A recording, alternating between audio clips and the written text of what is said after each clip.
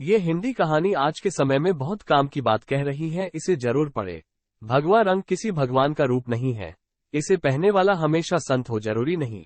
एक शहर में पुलिस ने सभी चोरों की नाक में दम कर दिया था। सारे चोर एक के बाद एक पकड़ा रहे थे। बस एक चोर जैसे तैसे बचकर एक जगह जा छिपा था। तभी उसे एक ख्याल आया कि क्यों न वो भगवा पहनकर साधु बन जाए। ये दुनिया चोरों को तो जूता मारती है, लेकिन अगर वही चोर भगवा पहन ले तो उसके पैर में पड़ी रहती थी। इस प्रकार चोर साधु बनकर घूमने लगता है। पाखंडी साधु में एक कला थी कि वो बोलने में बहुत माहिर था। प्रवचन तो उसके बाएं हाथ का खेल था। इस कारण साधु की निकल पड़ती है। उसके बहुत से शिष्य बन जाते हैं। कई लोग उसके आगे पीछे घूमने लगते हैं। उसे मुफ्त में खाने को मिलने लगता है। बस उसे सांसारिक जीवन छूटने का दुख रहता है। पाखंडी साधु जंगल में अपने शिष्यों के साथ रह रहा था। तभी उसके आश्रम में एक सेठ आया। सेठ को भी पाखंडी साधु ने अपने बोलने की कला से प्रभावित कर दिया।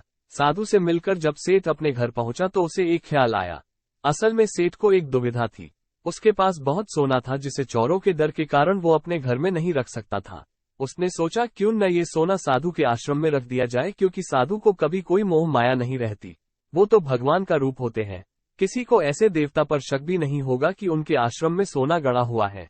ऐसा सोचकर सेठ दूसरे दिन सोना लेकर पाखंडी साधु के आश्रम आता है और उससे पूरी बात बताता है। फिर क्या था, पाखंडी साधु का तो दिल गदगद हो गया। उसकी आंखें तो उस सोने की पोटली से हट ही नहीं रही थी। उस सेठ ने वो सोने की पोटली आश्रम के एक पेड़ के नीचे दबा दी और वहां से चला गया। अब साधु को नींद कहाँ आनी थी। वो रात भर उस सोने की पोटली के बारे में सोचता रहा। उसने सोचा अगर ये सोना मिल जाए तो जीवन तर जाएगा। सांसारिक सुख भी मिलेगा जो इस भगवा कपड़ों ने छीन लिया है। इस तरह साधु ने कई सपने देख डाले। दूसरी तरफ सेठ सोने को आश्रम में रखकर संतुष्ट होकर सो रहा था। कुछ समय बीतने पर साधु ने एक योजना बनाई। उसने सोचा कि वो इस सोने को लेकर चला जाएगा और सेठ को शक न हो, इसलिए वो उसके घर जाकर जाने की बात कहेगा ताकि सेठ को ये ना लगे कि साधु सोना लेकर भागा है। अगले दिन साधु सेठ के घर जाता है। सेठ के पास एक व्यापारी बैठ रहता है। साधु को आता देख सेठ खुशी से झूम जाता है और कई पकवान बनाकर खिलाता है।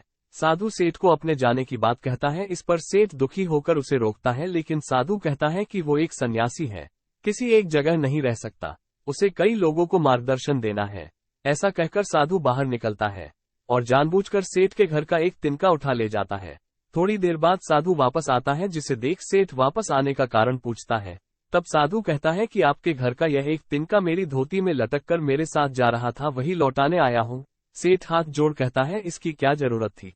तब साधु कहता है, इस संसार की किसी वस्तु पर साधु का कोई हक नहीं है। फिर अपनी बातों से वो सेठ को मोहित कर देता है और वहां से निकल जाता है। ये सब घटना सेठ के पास बैठा व्यापारी देखता है और सेठ से पूछता है कि कौन है ये साधु। तब सेठ उसे पूरी बात बताता है, जिसे सुनकर व्यापारी जोर जोर से हंसने लगता है। सेठ हंसने का कारण पूछता है।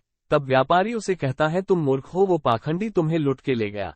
जिस पर सेठ कहता है, कैसी बात करते हो, वो एक संत है, बहुत ज्ञानी है। व्यापारी कहता है, अगर तुम्हें अपना सोना बचाना है तो उस जगह चलो जहां सोना दबाया था। वहां लेकर जाता है और खुदाई करता है, लेकिन उसे कुछ नहीं मिलता। वो रोने लगता है। तब व्यापारी उसे कहता है, रोने का वक्त नहीं है, जल्दी चलो, वो साधु दूर नहीं गया होगा। सेठ और व्यापारी पुलिस को बोलते हैं और पुलिस उस पाखंडी साधु को ढूंढ लेती है। तब सभी को पता चलता है कि वास्तव में ये कोई सीधा बाबा नहीं, एक चोर था जिसने अपनी बोलने की कला का इस्तेमाल कर कई लोगों को लुटा था। पुलिस से बचने के लिए भगवा पहन लिया था। सोना मिलने के बाद सेठ की जान में जान आती है। सेठ व्यापारी से पूछता है कि उसे कैसे पता चला कि यह साधु पाखंडी है। व्यापारी ने कहा, वो साधु बार बार अपने आप की तारीफ कर रहा था। संत कितने महान होते हैं, बार बार यही दोहरा रहा था, जबकि जो सच मायने में संत होते हैं उन्हें इस बात को दोहराने की जरूरत नहीं पड़ती। इसलिए मित्र, आज के समय में जो भगवा पहनकर प्रवचन देते हैं वो सभी संत नहीं होते। ऐसे ही और आने वाली मजेदार और रोमांचक कहानियों के लिए हमारे चैनल को सब्सक्राइब जरूर कर लीजिए। धन्यवाद।